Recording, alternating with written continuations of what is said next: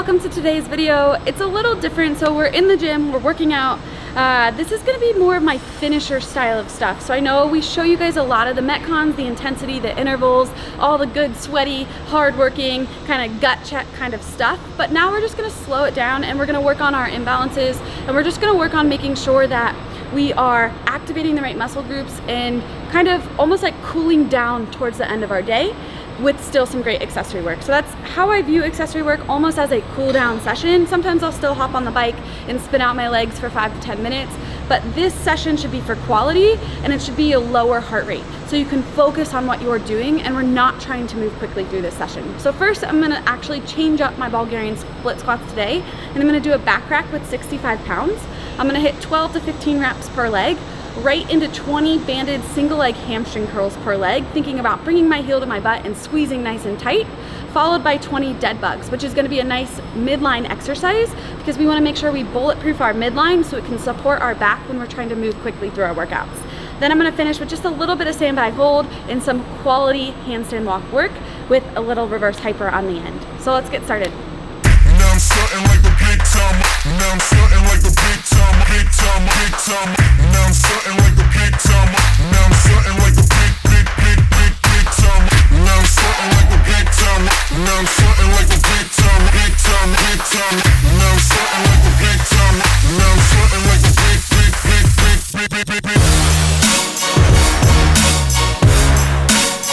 Now I'm starting like the.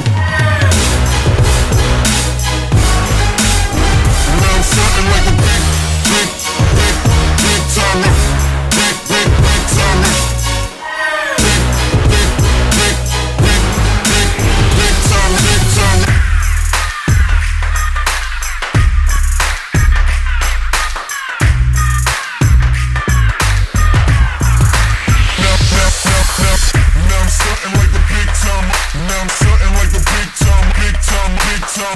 Now I'm starting like a big timer. Now I'm starting like a big timer, big timer, big timer. Now I'm starting like a big timer. Now I'm starting like a big timer. Now I'm starting like a big timer. Now I'm starting like a big timer, big timer, big timer. Now I'm starting like a big timer. Now I'm starting like a big.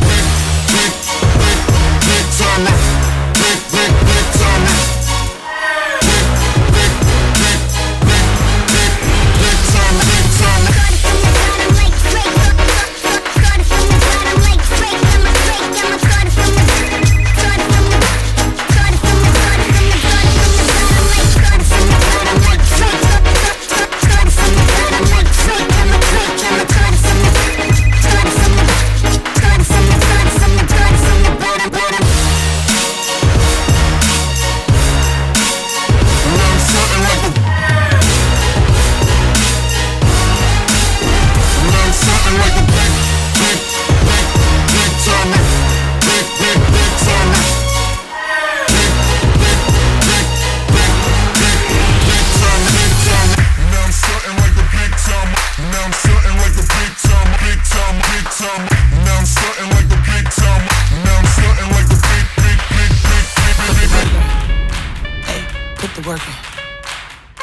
Put the work in. Yeah. Told baby girl, she gotta do it with a purpose. Had Madonna by the mirror, man. I heard that she a virgin. Sheesh.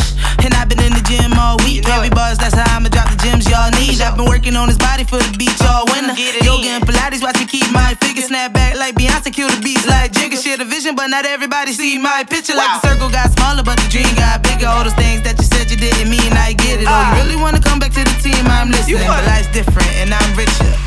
Made for this since birth. Yes, I know my worth. Go hard, put in the work, cause I come first, and I ain't even need your help. I put the work in. Put the work in. Put the work in. You gotta do it for yourself. Put the work in. I heard you looking for results.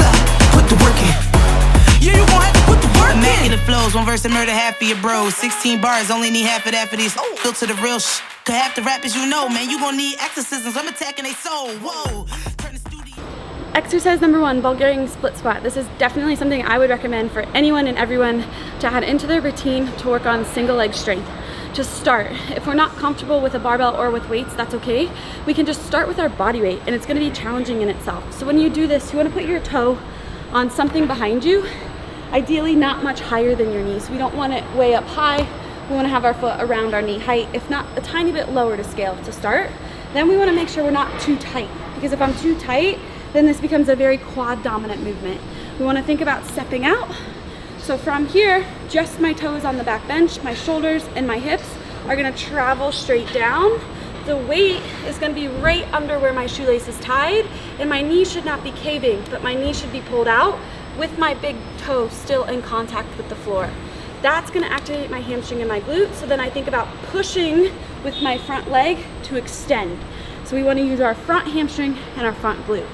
To add a little bit of weight to this movement, we could hold a goblet hold with a kettlebell. You guys have seen me hold 2 kettlebells on my sides, or today I chose to do back rack. That forced me to engage my midline, so the barbell didn't push my shoulders forward, but keep everything nice and tight, lats turned on, slow and controlled, driving hard through my front leg. Think of it as like a single leg squat, and we're building all of the strength. You may notice one side feels a little bit weaker, or the balance isn't quite as good, and that's what makes these awesome, is it's going to highlight those imbalances so we can work on them and take them into our squatting and everything we do in our CrossFit world. Banded hamstring curl. 2 quick tips. We want to tie the band off about 6 inches from the floor. So you guys will notice it's tied off. Then we're going to step our foot through. We don't want the band to stay on the front, because when we curl, that means our heel will fall through. We want to rotate the heel so the band, here I'll just lay down and show you guys, is actually more on the back. So we want to keep tension in the band at all times, foot comes down, and then we pull our heel to our butt. These are super awesome. I like to do these in the rep scheme of 15 to 20 per leg. Really think about squeezing with your heel towards your butt. Keep your hips glued to the floor. These are my new favorite dead bugs. We do dead bugs a lot. It teaches you how to keep your midline engaged while your arms and legs are moving, which is what's happening while you're working out. We should have an engaged midline while we're doing our snatches, our clean and jerks, our pull-ups, whatever it is, and this exercise is great for that. So to help us with it, I used a med ball today. I used 14 pounds. You can use any weight. I'd start lighter. We're gonna come onto our back. We're gonna start with pressure. So the ball is resting on both my hands and my knees. What's gonna happen is I'm gonna hold it, my opposite leg and my opposite hand, and as I do that, my belly button goes towards my backbone, and then I'm going to release my heel and my thumb. Then I'm gonna switch. Nice, slow, and controlled. What this weight is gonna allow you to do, it's gonna allow you to keep your right knee up and your hand at that 90 degree, reaching towards the ceiling as the opposite arm and leg move. It's almost kind of like a reverse bird dog, if you've ever done a bird dog before. Definitely try these in your training. It's gonna help you with all of your midline engagement. All right, so I'm gonna give you guys a little bit of a breakdown of where we're at in kind of the formula of training in comparison to the games, and then what it'll look like after. So currently we're about 2 weeks away from Chrissy actually competing, and that means that our volume and intensity right now is pretty high. Over the next week, the volume will drop and the intensity will go up dramatically, prepping for competition. So she's not overloaded with volume, but the workouts start to get a little bit shorter, the intensity gets higher, more like a competition setting. And right now she's doing some accessory work, which is more injury prevention at the moment. After competition, the next phase would be more bodybuilding, accessory stuff for more health and longevity, and some aerobic capacity. During the mid-season, we'll kind of build up the aerobic capacity and start building up the volume again. So the intensity isn't really there, the workouts per day start building up, and then we'll get back to a point in the season where the intensity starts ramping up, the volume starts ramping up, and then we'll get back to a point again where we are where we are right now, where intensity and volume are both very high. Then the intensity will drop so that we can recover and we can push at peak performance, which is what we're hoping to hit here in about 2 weeks. That was a little look into one of my accessory sessions that I do on the end of my day. Helps me bring my heart rate down and just kind of reset myself after the tough high interval or high intensity workouts. I hope you guys really enjoyed this. These are some great exercises you can add to your training, and I highly recommend it. If you have any questions, make sure to drop the comments below. We'd love to help you out. If you like this video, please smash the like button, and I look forward to seeing you guys again in my next video. Have a great day, keep working hard, and stay positive.